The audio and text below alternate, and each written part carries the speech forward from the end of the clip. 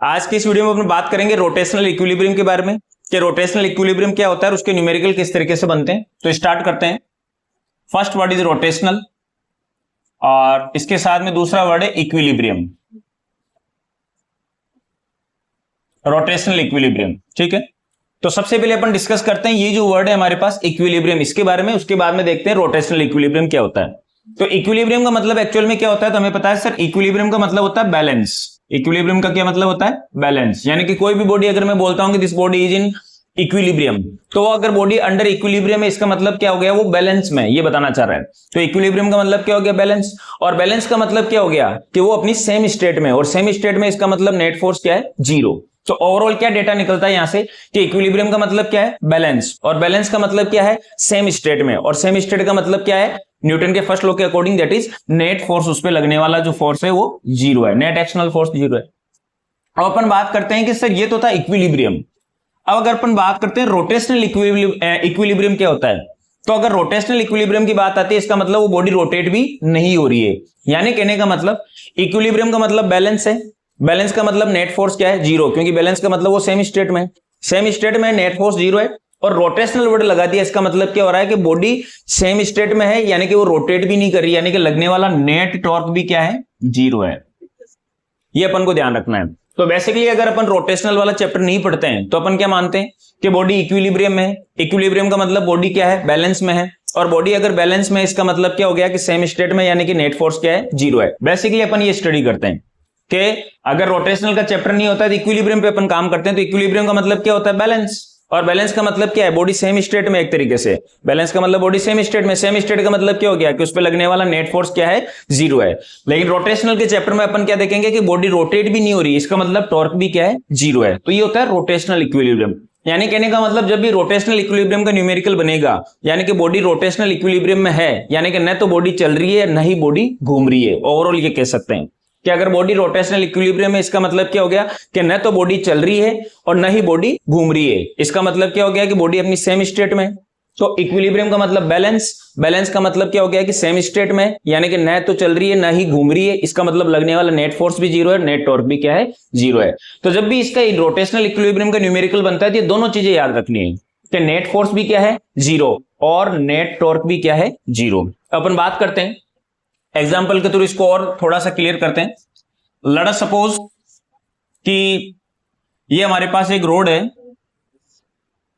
और इसकी लेंथ कुछ भी ले सकते हैं अपन, ये रोड है, ठीक है। लेट अस सपोज इस रोड की जो लेंथ है वो है 100 सेंटीमीटर, मान लो। कितना है ये? 100 सेंटीमीटर है, ठीक है। और इस रोड का जो मास है, लेट अस सपोज वो है 5 kg। इसका मास कितना ले लिया? 5 kg ले लिया, ठीक। अब इस रोड को अपन ने क्या कर रखा है? सपोर्ट कर रखा है, यानी कि रख रखा है। कहां रख रखा है? तो यहां पर दो सपोर्ट लगा रखे हैं। एक सपोर्ट लगा रखा है यहां पे और एक सपोर्ट लगा रखा है यहां पे। ये दो सपोर्ट लगा रखे, जैसे मान लो कोई पिलर है या नाइफ्स बोल सकते हैं कि नाइफ के ऊपर रखी हुई है, जैसे भी है, जो भी दो है, यहां पर दो सपोर्ट लगाए हुए हैं और इनकी पोजीशन बता रखी है कि ये जो सपोर्ट लगाए हुए हैं कहां लगाए हुए हैं। तो मान लो कि ये यहां से लगाया हुआ है 10 सेंटीमीटर पे, ये यहां से 10 सेंटीमीटर पे है, ये 10 सेंटीमीटर पे है। और ये भी मान लो कि यहां से 10 सेंटीमीटर पे है, ये भी यहां से 10 सेंटीमीटर पे, ठीक है। कोई भी वैल्यू ले लो, वैल्यू का कोई फर्क नहीं पड़ेगा, कॉन्सेप्ट समझना है कि कॉन्सेप्ट क्या है।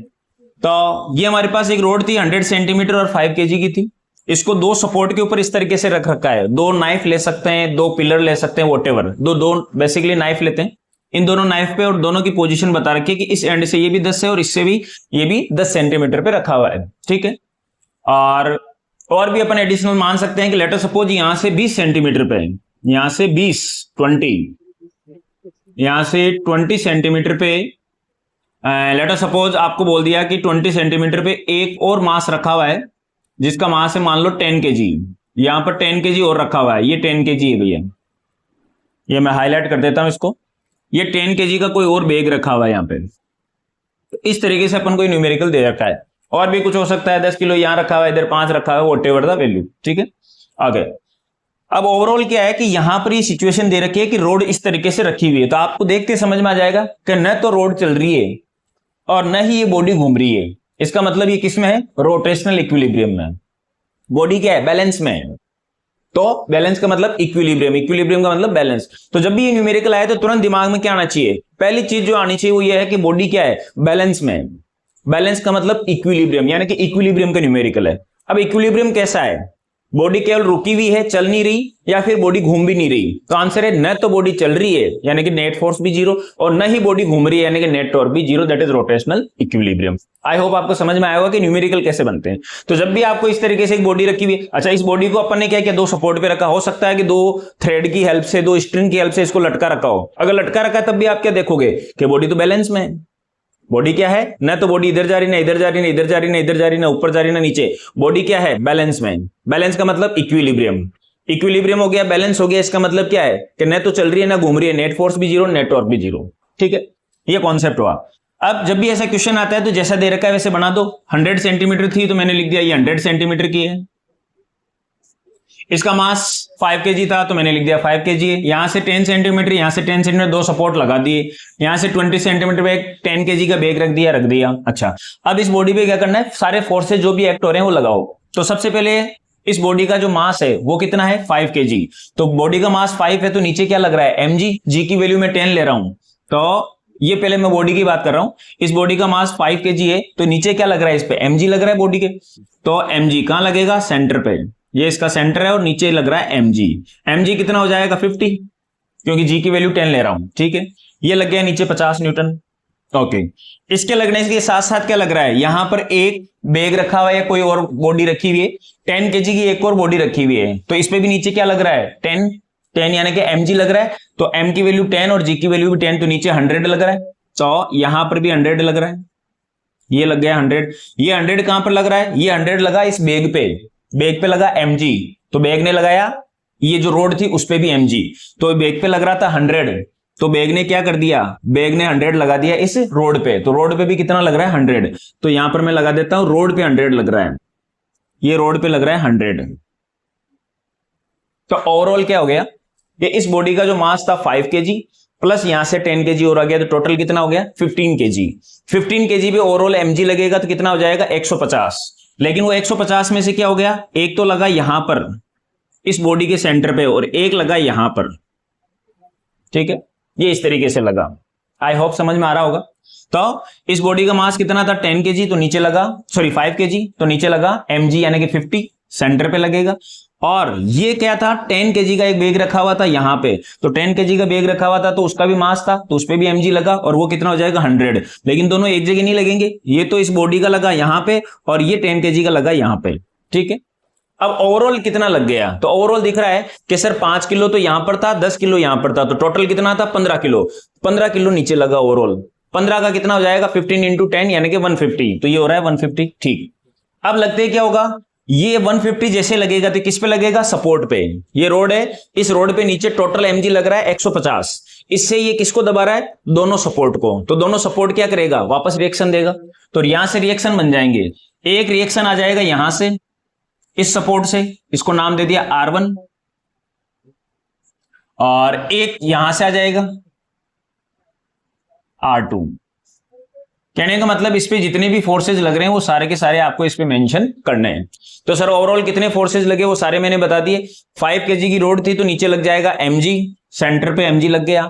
फिर इसके साइड में जहां पर भी 10 किलो का बैग रखा हुआ था उस पे भी लगा mg, तो उसने लगा दिया किसके ऊपर, रोड पे लगा दिया mg, तो वो लग गया m इंटू जी यानी कि 10 इंटू 10 100 लग गया। ओवरऑल कितने से दबाई, तो ओवरऑल इस रोड पे लग गया 50 प्लस 100, 150 लगा। इससे इस दोनों सपोर्ट को दबाया गया, तो दोनों सपोर्ट दबे तो इन्होंने वापस रिएक्शन दिया R1 एंड R2। तो टोटल हो गए 1 2 और 3 और 4 फोर्स लग गए। ठीक है, अब सबसे पहले मुझे पता है कि रोटेशनल इक्विलिब्रियम में तो चल रहा है नहीं घूम रहा है, यानी कि net force zero, net torque zero. तो सबसे पहले जितने भी फोर्सेज लग रहे हैं उनका नेट फोर्स निकाल के जीरो के बराबर कर देता हूं। तो नीचे तो लग रहा है 150 और ऊपर लग रहा है R1 प्लस R2, तो क्या हो जाएगा, R1 प्लस R2, ये तो लग रहा है ऊपर, नीचे लग रहा है -150 इज इक्वल टू 0। तो 150 उधर चला जाएगा तो हमारे पास आ जाएगा R1 plus R2 is equal to 150। ये एक इक्वेशन आ गई। इसके बाद में ये नेट फोर्स जीरो था, इसके साथ साथ नेट टॉर्क भी जीरो है, तो नेट टॉर्क जीरो कर दो। अब टॉर्क किसके अबाउट निकालो, तो किसी भी एक्सिस ऑफ रोटेशन के अबाउट आप टॉर्क निकाल सकते हो। यानी कहने का मतलब आप चाहो जहां पर एक्सिस ऑफ रोटेशन ले सकते हो, आंसर पे कोई फर्क नहीं पड़ता। ज्यादा बेटर वो रहेगा जिससे इजी रहता है, वहां से आप करो। तो लेट अस सपोज मैं यहीं ले लेता हूं, यहां ले लेता हूं एक्सिस ऑफ रोटेशन, ये मेरा एक्सिस ऑफ रोटेशन है। अगर इस एक्सिस ऑफ रोटेशन के हिसाब से देखूं तो R1 कितना टॉर्क बनाएगा, तो R1 का टॉर्क निकालना है, 100 का टॉर्क निकालना है, और 50 का टॉर्क निकालना है, और R2 का टॉर्क निकालना है। ये सारे टॉर्क निकालना है। R1 कितना टॉर्क बनाएगा, तो टॉर्क का फॉर्मूला कितना होता है, R इंटू एफ। एफ कितना है, R1, और R की वैल्यू क्या है, परपेंडिकुलर डिस्टेंस। तो यहां से परपेंडिकुलर डिस्टेंस R1 की क्या होगी, 0, क्योंकि परपेंडिकुलर डिस्टेंस लेते हैं एक्सिस ऑफ रोटेशन से, तो फोर्स भी वहीं लग रहा है, तो यहां से तो आगे चलने की जरूरत ही नहीं है, तो 0। अगर ये 0 है तो इसका मतलब आंसर हो गया 0, ये तो कोई टॉर्क नहीं बना रहा। फिर आता है 100, तो फिर से टॉर्क का फॉर्मूला RF, एफ की वैल्यू कितनी, 100 न्यूटन, और R कितना, परपेंडिकुलर डिस्टेंस। तो इसके लिए perpendicular distance from the axis of rotation, ये एक्सिस ऑफ रोटेशन है, और ये परपेंडिकुलर डिस्टेंस बन जाएगी इस 100 न्यूटन फोर्स के लिए। ये परपेंडिकुलर डिस्टेंस कितनी हो जाएगी, तो इसको अपन ने क्या बोला, यहां से कितना है, ये 20, यहां से 20 है, यहां से ये 10 है, तो ये कितना बच जाएगा, 10 सेंटीमीटर को लिख दिया मीटर में कन्वर्ट करके 0.1, तो इसको सोल्व कर दिया तो आंसर आ गया 10 न्यूटन, 10 न्यूटन मीटर। ये टॉर्क हो गया न्यूटन मीटर। इसके बाद में अपन बात करते हैं 50, ये रहा 50 के लिए देखा जाए तो टॉर्क कितना होगा, तो R इंटू एफ, एफ की वैल्यू कितनी, 50, और R परपेंडिकुलर डिस्टेंस कितना हो जाएगा, तो एक्सिस ऑफ रोटेशन से परपेंडिकुलर डिस्टेंस ये हो जाएगा, इस 50 न्यूटन फोर्स के लिए परपेंडिकुलर डिस्टेंस ये हो जाएगा from the axis of rotation, ये वाला। तो ये कितना हो जाएगा, तो यहां से ये 10 है, और पूरी रोड 100 की है, ये 50 पर है, तो ये 10 चला जाएगा, तो यहां से कितना बच जाएगा, 40 सेंटीमीटर को लिख दिया 0.4, तो कितना आ जाएगा 20 न्यूटन मीटर। फिर आता है R2 कितना टॉर्क बना रहा है, तो R2 कितना बताएगा, तो R into F, F force की वैल्यू है R2, और R परपेंडिकुलर डिस्टेंस, इसके लिए perpendicular distance from the axis of rotation कितनी हो जाएगी, ये वाली, ये कितनी हो जाएगी, तो यहां से तो ये 10 कम हो गया, और यहां से भी 10 कम हो गया, ये कितना हो जाएगा, फिर ये हो जाएगा 80, यानी कि 0.8 मीटर, ये आ जाएगी इसकी वैल्यू। अब ध्यान से देखा जाए तो या तो आप इन सब टॉर्क को जोड़ना है, अच्छा ये वाला टॉर्क तो 0 हो गया, इन तीनों टॉर्क को जोड़ना है, 1, 2 और 3। अब टॉर्क को कैसे जोड़ेंगे, वेक्टर क्वांटिटी का वेक्टर सम करेंगे, तो इनकी डायरेक्शन पता होनी चाहिए, या तो आप डायरेक्शन निकालो, या फिर मैं सीधा निकालना बताता हूं कि नो डाउट ये वाले दोनों जो टॉर्क बनाएंगे 100 और 50, वो दोनों सेम डायरेक्शन में होंगे इसके रेस्पेक्ट में, लेकिन ये वाला जो टॉर्क होगा, ये फोर्स ऊपर लग रहा है, इसका मतलब ये टॉर्क अपोजिट होगा। यानी कि अगर ये दोनों टॉर्क मान लो इनवर्ड आ रहे हैं तो ये आउटवर्ड आएगा, ये आउटवर्ड आ रहे हैं तो ये इनवर्ड आएगा। अब मैं करके भी बता देता हूं, जैसे इसके लिए मैं बात करता हूं तो टॉर्क की डायरेक्शन निकालते हैं अपन पाम रूल से, तो पहले मैं चलूंगा आर की डायरेक्शन में, तो यहां से चला मैं आर इधर और फोर्स लगा नीचे, तो ये इनवर्ड आ जाएगा, फिर इसका भी आर और ये अंदर, तो दोनों के लिए इनवर्ड बन जाएगा। अगर किसी को पाम रूल नहीं आता है तो कमेंट बॉक्स में जरूर लिखे, उसको एक्सप्लेन कर देंगे। फिर इसके लिए अपन बात करते हैं, यहां से आर इधर चले और फोर्स ऊपर लगा तो आउटवर्ड आया, ये दोनों इनवर्ड या आउटवर्ड, यानी कहने का मतलब ये दोनों तो हमारे पास किधर आए, इनवर्ड, ये भी इनवर्ड, ये भी इनवर्ड, और ये किधर आया हमारे पास, आउटवर्ड, ये हमारे पास आउटवर्ड, तो ये दोनों जुड़ जाएंगे, ये माइनस हो जाएगा, तो ये दोनों सेम डायरेक्शन में, एंगल 0 a प्लस बी, यानी कि 10 प्लस 20 30, ठीक। और ये क्या हो जाएगा, ये अपोजिट डायरेक्शन में आ रहा है, यानी कि 180 पे a माइनस बी, यानी कि माइनस हो जाएगा, माइनस 0.8 R2, और नेट टॉर्क कितना 0। इन दोनों को उधर भेज दूंगा तो इक्वेट कर दूंगा तो आंसर आ जाएगा दिस इज, यहां से सीधा R2 निकल जाएगा। R2 की वैल्यू हमारे पास कितनी आ जाएगी, तो सर आंसर है R2 हमारे पास आ जाएगा that is 30 divided by 0.8, point हटा के ऊपर 0 लगा देंगे, और ये हो जाएगा 150, ये हो जाएगा डिवाइड बाई 4, फिर ये हो जाएगा 75 डिवाइड बाई 2, और ये हो जाएगा 37.5। ये R2 की वैल्यू आ गई। इस R2 की वैल्यू को अपन इक्वेशन नंबर 1 में यहां पुट करेंगे तो R2 आ जाएगा 37.5, तो R1 कितना आ जाएगा, तो R2 उधर चला जाएगा तो ये माइनस हो जाएगा, तो ये कितना बचेगा हमारे पास, यहां से अपन लिख सकते हैं इसको 0.52, 38 हो जाएगा, ये 40 और 112, तो इस तरीके से हमारे पास आंसर आएगा। तो R1 और R2 अपन ने कैलकुलेट कर लिया, और ये हमारे से पूछा जाता है कि रिएक्शनल फोर्सेज बताएं। ये था रोटेशनल इक्विलिब्रियम का एक न्यूमेरिकल, नॉर्मल था, बेसिक था, सारे बेसिक कॉन्सेप्ट क्लियर किए, इसलिए थोड़ा सा टाइम लगा। एक बार अगर आपको पता चल जाएगा कॉन्सेप्ट कैसे लगाना है तो आप इजीली इसको कर सकते हैं। एक बढ़िया न्यूमेरिकल और करवाते हैं, उसके बाद में रोटेशनल इक्विलिब्रियम को कंप्लीट करते हैं। इसको यहीं बना देता हूं मैं। लेट अस सपोज आपको ये गिवन है, क्या गिवन है कि ये वॉल है और ये हॉरिजॉन्टल सरफेस है, ये वॉल है और ये यहां पर एक लेडर है, लेडर बनाता हूं मैं, ये लेडर है, ये लेडर है, ठीक है। इस लेडर की जो लेंथ है वो मान लो 10 मीटर है, साइड में लिखता हूं लेंथ 10 मीटर है, और लेडर का जो मास है मान लो वो 20 kg है, लेडर का मास 20 kg है। ये दोनों लेडर से रिलेटेड चीजें हैं। किसकी है ये? लेडर की, ठीक है। और आपको बोला गया है कि नॉर्मल रिएक्शंस निकालो, R1 R2 R3 जितनी भी हैं वो सारी कैलकुलेट करके बताएं, ठीक है। तो फिर से वही कॉन्सेप्ट, सारे फोर्सेस बनाओ। तो सबसे पहले क्या होगा कि इसका मास 20 है तो इस पे नीचे mg लगेगा, तो यहां mg लगा है इस पे सेंटर पे, तो इसका सेंटर कहीं ना कहीं यहां होगा, इस सेंटर पे mg लगेगा, यहां पर mg लगेगा, ठीक है। ये mg लगा, ये नीचे लगा mg की वैल्यू कितनी होगी? तो m कितना है 20 और g की वैल्यू 10 ले लेते हैं तो ये हो जाएगा 200, ये 200 न्यूटन नीचे लगा, ठीक है। जब ये 200 न्यूटन नीचे लगेगा तो ये लेडर क्या करेगी? दबाएगी। किसको दबाएगी? ये इस वॉल को भी दबाएगी और इस सरफेस को भी दबाएगी, ठीक है।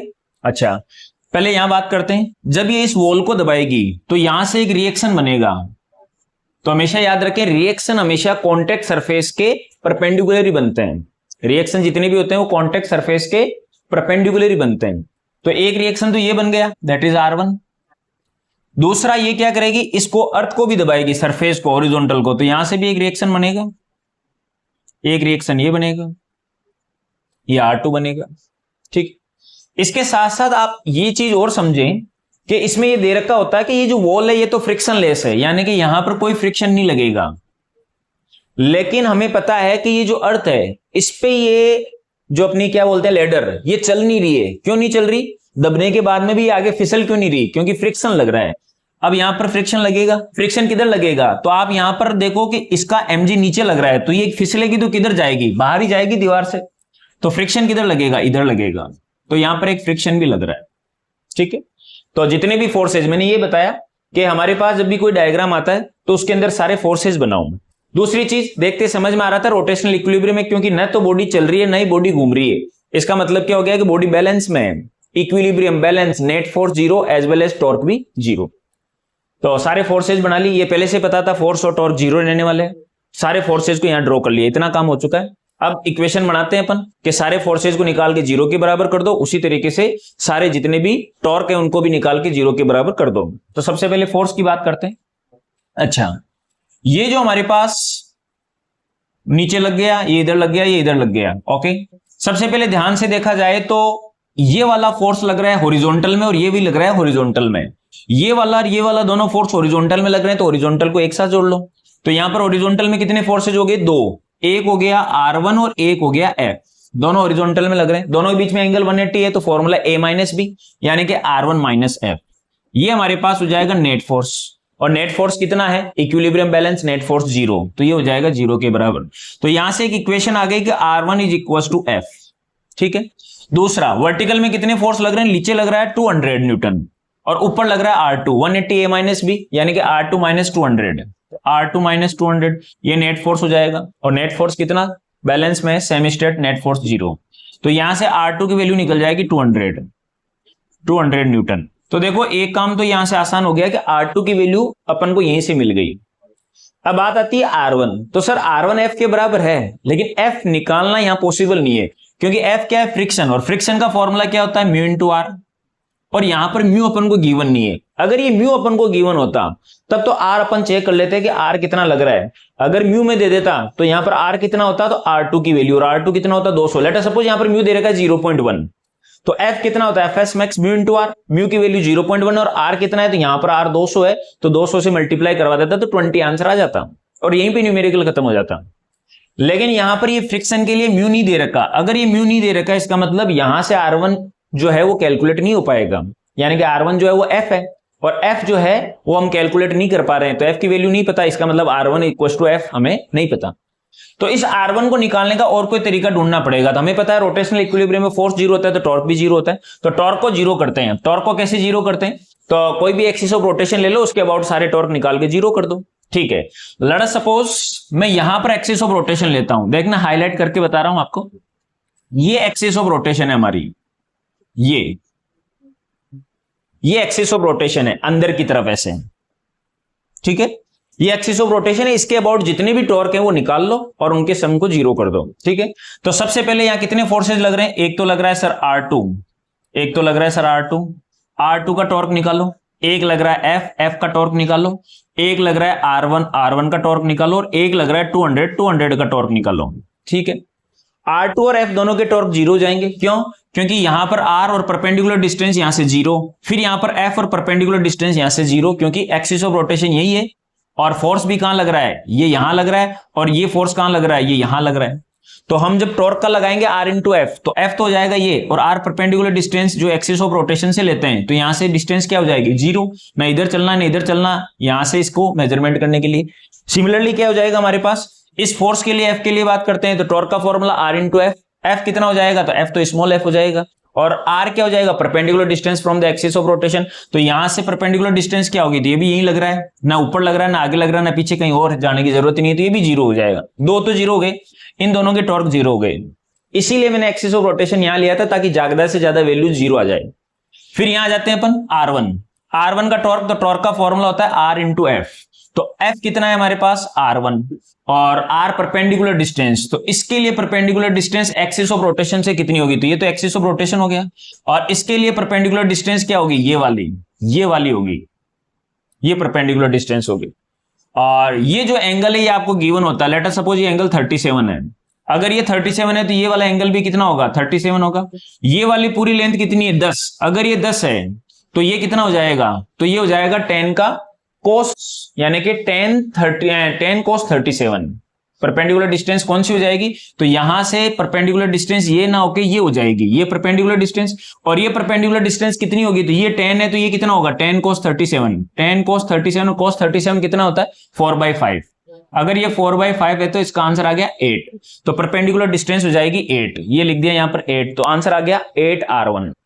इसके बाद में यहां से 200 वाला, तो ये 200 किधर लग रहा है, नीचे, तो टॉर्क का फॉर्मूला हो जाएगा R इंटू एफ, एफ तो हो गया 200, और R परपेंडिकुलर डिस्टेंस, यहां से परपेंडिकुलर डिस्टेंस इसके लिए कौन सी होगी, तो ये वाली ना होके ये वाली होगी, ये परपेंडिकुलर डिस्टेंस है इसके लिए, तो ये कितना होगा, तो ये कितना होगा, तो हमें पता है कि सर ये वाली डिस्टेंस कितनी है 5, और ये वाला एंगल 37 है, तो ये वाला एंगल भी क्या हो जाएगा 37 हो जाएगा, और ये अगर एंगल 37 हो जाएगा तो ये कोस हो जाएगा, ये साइन हो जाएगा, तो ये हो जाएगा 200 और 5 साइन 37, 5 साइन 37, ये 5 का ये कोस हो जाएगा, ये साइन हो जाएगा, परपेंडिकुलर डिस्टेंस ये, तो 5 साइन 37, और साइन 37 कितना होता है हमारे पास, दैट इज 3/5, तो 5 से 5 कैंसिल आउट हो गया, ये आ गया हमारे पास दैट इज 600, ठीक है।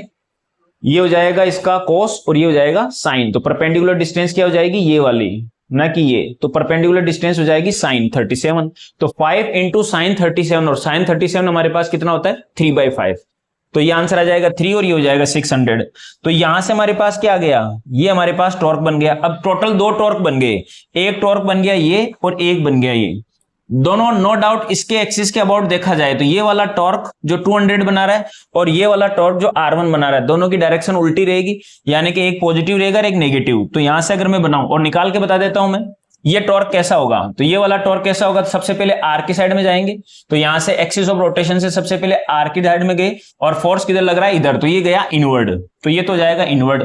और ये वाला टॉर्क किधर होगा, तो सबसे पहले यहां से R की डायरेक्शन में जाएंगे, तो R की डायरेक्शन का मतलब इधर जाऊंगा मैं, तो R की डायरेक्शन में इधर चले गए अपन, ये इधर चले गए, और उसके बाद में क्या हो जाएगा अंदर की साइड में आ जाएगा, फोर्स किधर लग रहा है नीचे की साइड में, तो इधर आके नीचे यानी कि ये आउटवर्ड बन जाएगा, ये आउटवर्ड बन जाएगा।